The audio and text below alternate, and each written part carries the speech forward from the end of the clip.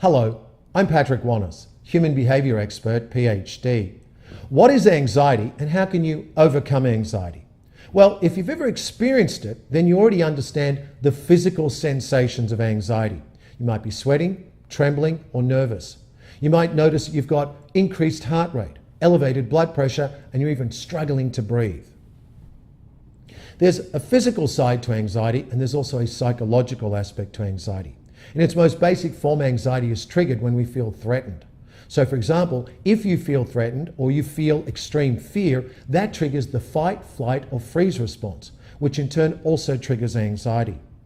Having said that, there's another aspect to anxiety. This is the one that most of us experience. Usually it can be triggered by stress. We're just emotionally overwhelmed or even mentally or psychologically overwhelmed by life. That leads to the second aspect. The second aspect is based on our belief. In other words, how do we see what's happening in our life right now?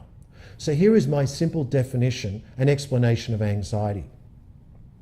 Anxiety is the feeling and belief that your world is out of control, coupled with the attempt to try to control that which you can't control.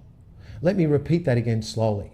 Anxiety is the feeling or belief that your world is out of control, coupled with the belief or the attempt to try to control that which you can't.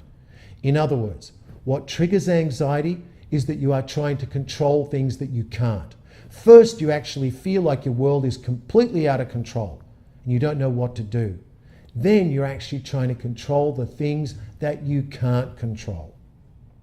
So here is an exercise that I gave to a client quite recently. First and foremost, I asked her to write out, what are you thinking and feeling when you're experiencing anxiety? Second, what are the things in your life that are triggering the anxiety? It's only when you sit down and you start to think about it and you start to write it out that it'll become clear and evident to you what is actually triggering the anxiety. And it could be someone sick in my family, I think I'm going to lose my job, I'm running out of money, etc. The final step is, what are you trying to control that you can't control? So here you have to break the exercise down into one more step. Write out from all the things that are causing anxiety, which ones can you control? Then, which ones can you not control? Then finally, put all of your emphasis, all of your focus, all of your energy onto controlling only those things that you can. Then of course, that final other step is to put all of your attention on accepting those things that you can't control. That means even the things that might go wrong, what will it require? What will you need to do or be? What will you need to change about your thoughts to accept the things that you can't control?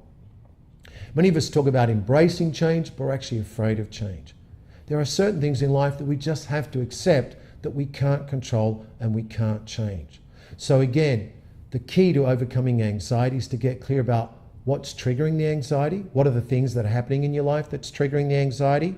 Number two, what are the things that you're trying to control? Number three, which are the things that you can control? Which are the things that you can't control? And then finally, put all your energy onto accepting the things that you can't control and put all the rest of your energy onto taking control of the things that you can.